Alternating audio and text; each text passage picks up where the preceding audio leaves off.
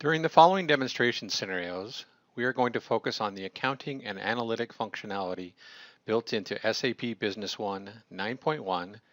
We will demonstrate these accounting scenarios using the SAP Business One United States and Puerto Rican localizations and our demo database company, OEC Computers.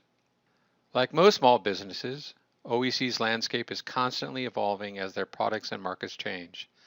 To keep up with those changes, Dan Jenkins, the OEC controller, and his new accounting lead, Sue Topper, will show us how they configure and adapt SAP Business One accounting components to get their management team the information they need to run the business. The following demonstration scenarios will touch upon the following accounting functionality: chart of accounts, GL determinations, journal entries, journal vouchers, and journal entry templates, project accounting, transactional and financial statement reporting, and HANA financial analytics, dashboards, and KPIs. Accounting Scenario 1. With the growth of SAP HANA, OSC is starting to see a huge demand for certified SAP Linux servers from their clients. In the last several months, the sales of these servers are becoming a significant portion of the overall OEC business. To capture the detailed profitability of this growing product line, the executive management team has asked Dan to create a new product group and the necessary accounting processes to record this growing segment of their server business line. To capture these financial details, Dan has chosen to extend their existing GL chart of accounts and define a new item group to facilitate automatic GL postings. Specifically, we will see the following SAP Business One powered by SAP HANA accounting and financial focus capabilities in this first demonstration scenario: customized financial workbench, pervasive analytic KPIs and dashboards, chart of accounts, item group accounting, and enterprise search. Our scenario begins at Dan's SAP Business One's desktop, where he is reviewing the setup and controls of his new approach. Sue asked Dan about his Business One desktop. She says that at her old company, she remembers SAP Business One having a traditional menu structure, and his desktop looks nothing like the SAP Business One she remembers. He points out that this is the new Fiori interface. It is a new tool in SAP Business 9.1 for HANA, and he has chosen to place the financial process workbench on his desktop because these tasks represent the financial transactions and reports he uses the most often. This workbench gives him quick access to the most common Business One functions. Using the financial process workbench, Dan selects chart of accounts. This opens the chart of account master records window. Since Sue is new to OEC and was not around during the initial implementation, Dan fills Sue in on their configuration of the flexible chart of accounts that they have configured in SAP Business One. He points out that OEC has defined the GL chart of accounts in 4 segments. They chose 4 segments representing the account, the division, the region, and the department. Dan also reminds Sue that each segment is user definable and supports both numeric and alphanumeric structures.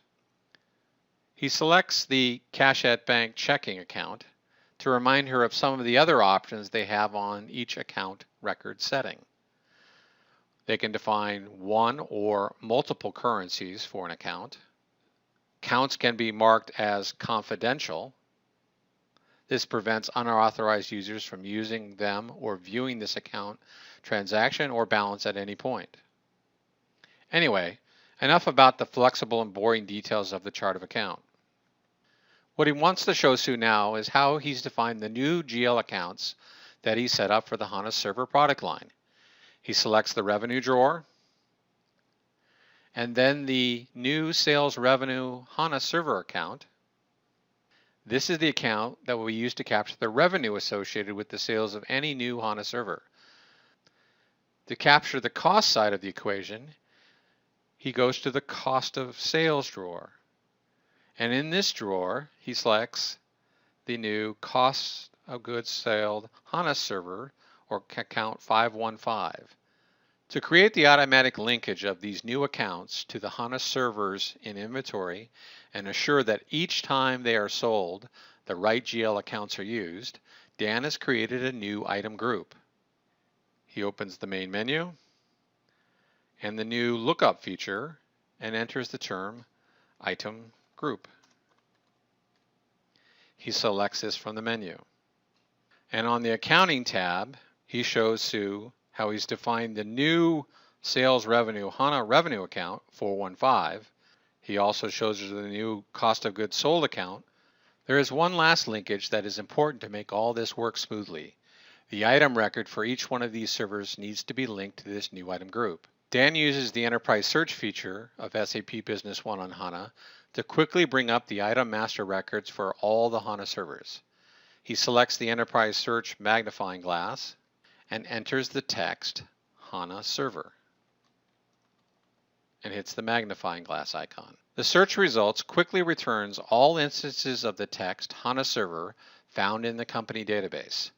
Since there are lots of results, he selects the layout icon to filter the results to just the information he is looking for. He selects the item under the master data record, and here he's down to only 6 records. He can see the summary details on all the items as he hovers over each one of them, or he can drill into them by clicking on the link. You can see here that the item group for this item is defined now as HANA servers.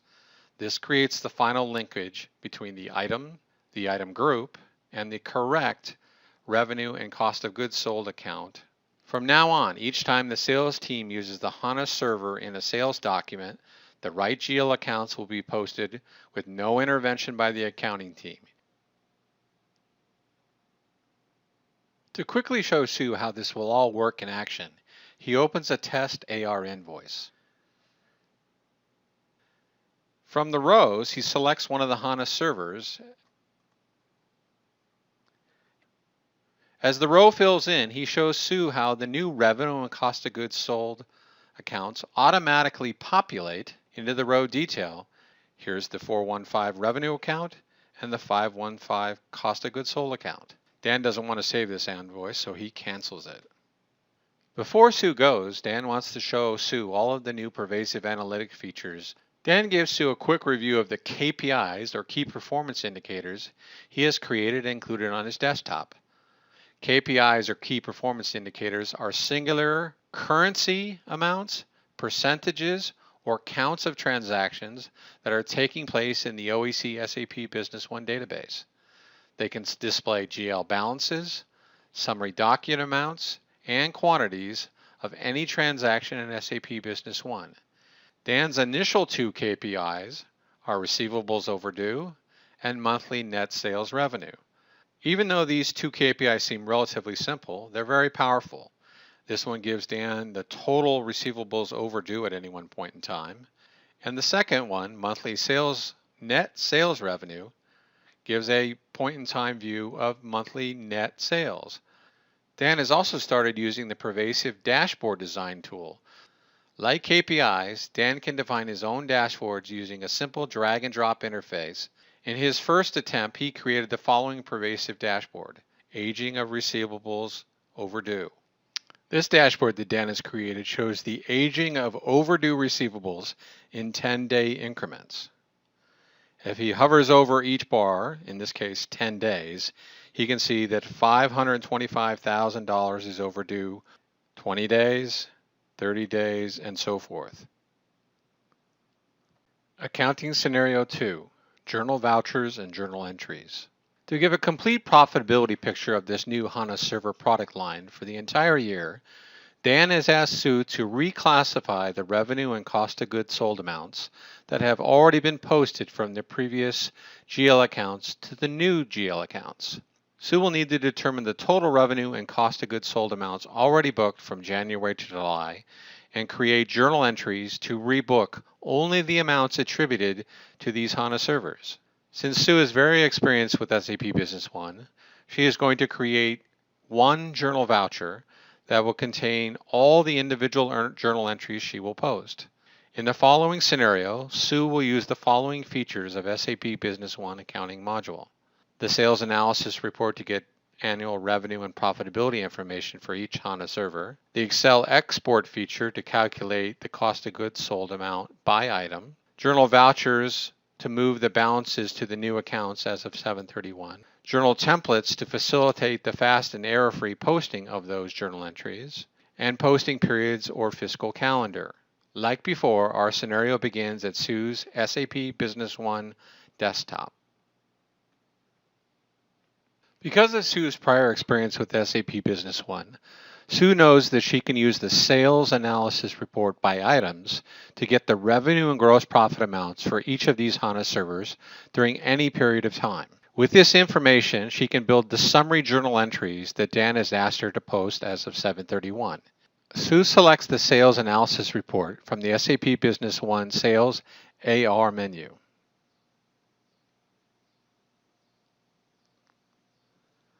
She chooses the Item tab to run the report by items. She confirms that she wants to run an annual report to return one amount for the entire period.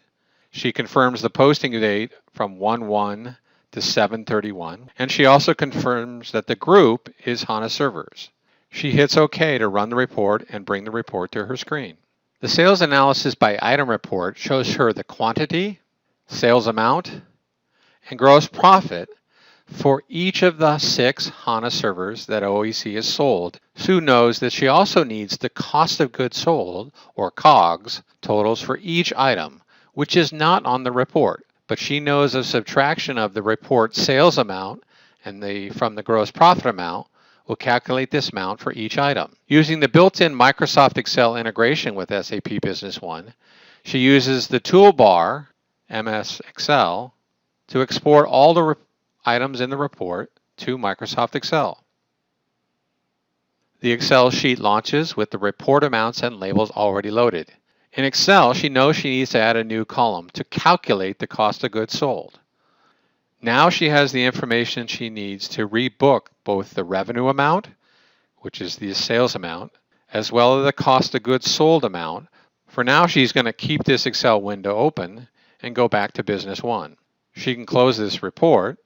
Using the amounts in the Microsoft Excel sheet, Sue is now ready to use the journal voucher transaction to collect all these journal entries. One journal voucher will contain all the detailed journal entries for this revenue and COGS reclassification.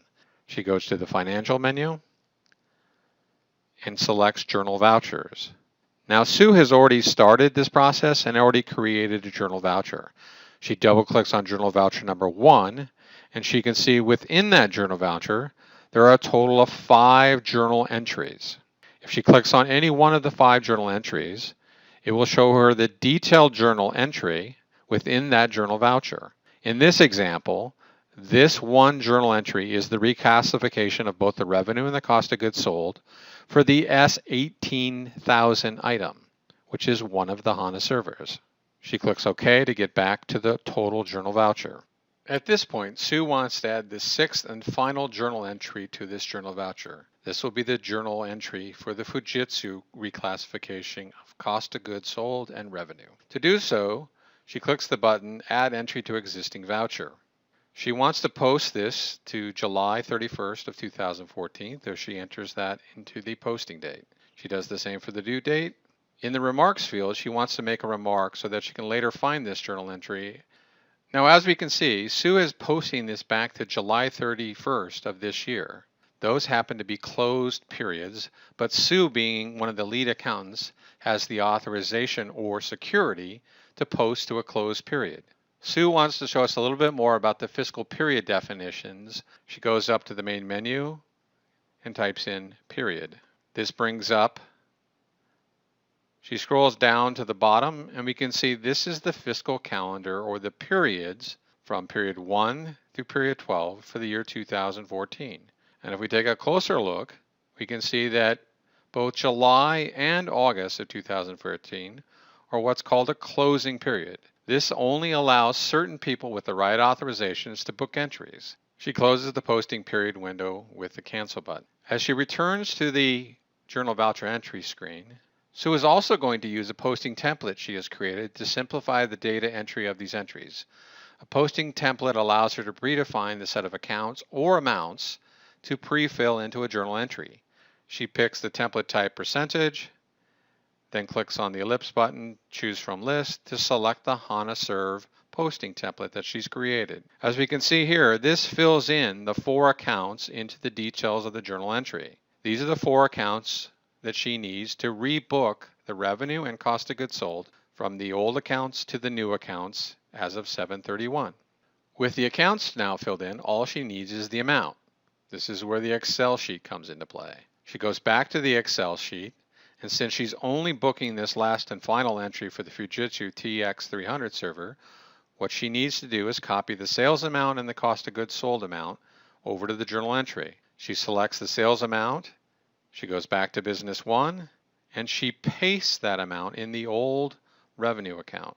When she tabs off and goes to the next account, the system will automatically balance the entry by entering the credit amount into the new HANA Revenue Server account.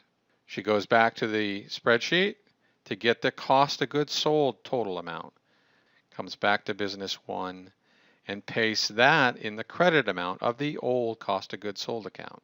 When she tabs off that, it also pre-fills in the debit amount for the new COGS account. This is the complete journal entry to rebook the revenue and the cost of goods sold from the old accounts to the new accounts that Jim has set up. With this journal voucher entry complete, she clicks Add to Voucher and Close. This returns her back to the overall journal voucher screen, and we can now see the 6 entries for the 6 different HANA servers. With the last one completed, she clicks Update. Now remember, this journal voucher has been saved to the system, but the entries in the voucher have not been posted to the general ledger. This gives Sue the ability to send this journal voucher for Dan for approval, as well as include the values of this journal entry into reports to see their impact. Sue wants to review the impact of these journal entries in the journal voucher before she gets the OK from Dan, and before she posts them to the general ledger. To see their impact, there's a delivered report that she can run called the General Ledger Report. This report allows her to include both posted entries and unposted journal vouchers in the results of the report.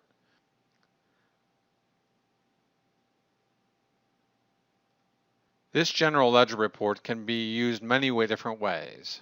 It allows her to select multiple accounts or different levels of accounts, as well as different posting dates, due dates, as well as many other options. Since there's so many options, Sue is going to use a new feature in version 9.1 that allows her to save the report selection criteria. She's done so she goes up to the selection criteria name, and she selects the report criteria she's saved called Revenue and COGS GL. This has the settings for the General Ledger Report that she wants that contains specific accounts as well as posting dates and other information. Now, one of the things she wants to do before she runs the report is check this box right here called Add Journal Vouchers. What this will do is add any journal vouchers that meet the criteria for date and accounts that she's selected in her selection criteria. On this reporter screen, she can see all of the journal entries that have been booked to the account she selected, which are the revenues, both the old one and the new, as well as the old cost of goods sold and the new cost of goods sold. We can also see all of the journal vouchers that Sue created but has yet to post because she selected that option. These are the 6 journal entries in the Journal Voucher 1 that contains the reclass for the revenue account, one for each HANA server that exists. The same is true. We see the opposite side of the entry for the new revenue account, which is the new HANA revenue account that Dan set up. The same is true for cost of goods sold. We see the entries coming out of the old account and into the new cost of goods sold account. This report, called General Ledger, and the ability to include general vouchers in that report before they're posted, allows Sue to see the impact of those debits and credits that she created before she actually posts them to the general ledger.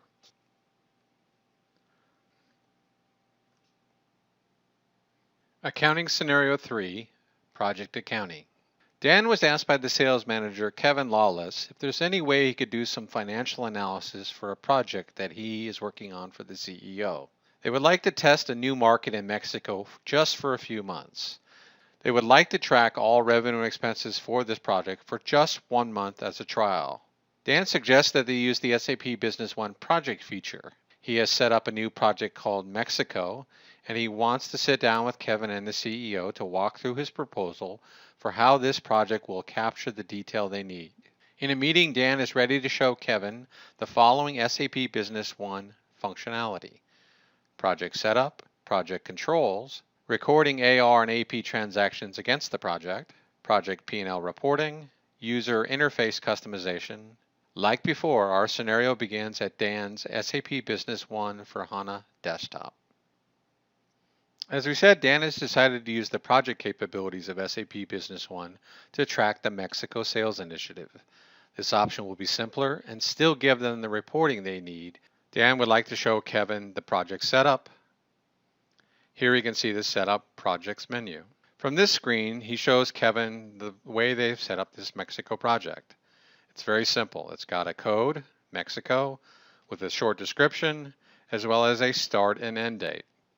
Dan would also like to show Kevin how they're going to make the project mandatory on any subledger document, either an AR or an AP document, so that when those documents are entered, they will not be able to add the document until they specify the correct project. To do this, Dan has had to use the general settings cost accounting system options, as well as the project options on key GL accounts.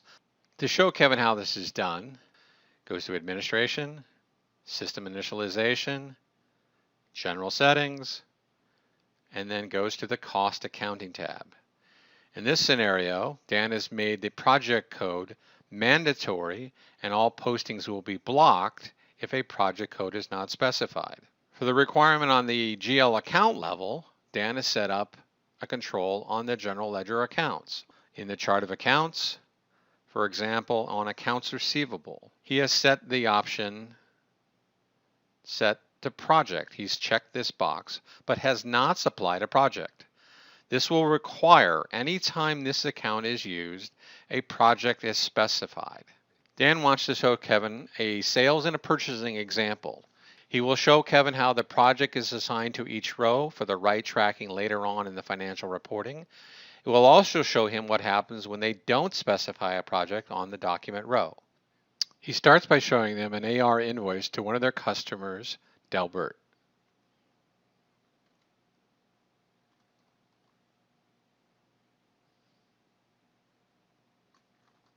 Once he has the customer selected, he goes to the Accounting tab to specify the right project.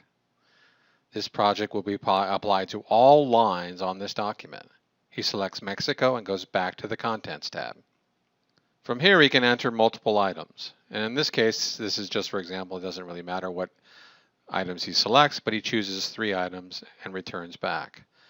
Once he returns back to the row definition, you can see that the project field has been copied from the header on the Accounting tab to the line items in each of the individual lines.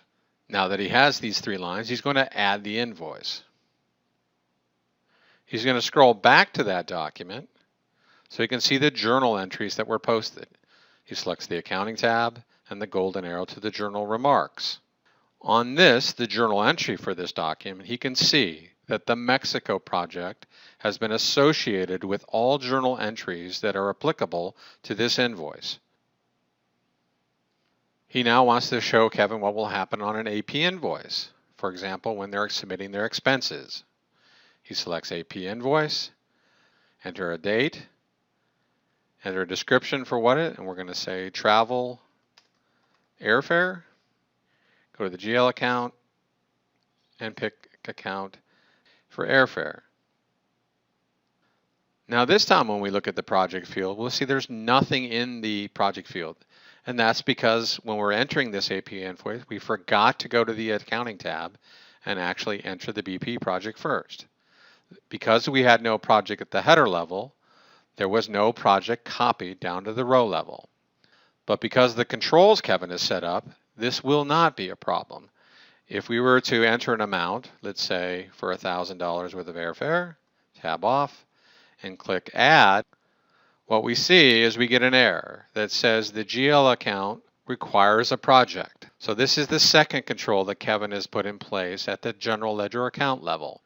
We can do this in one of 2 ways. We can go right to the actual line, select on the project field, tab off, and select the Mexico project, and then post it. or we could go back to the Accounting tab and enter the project there.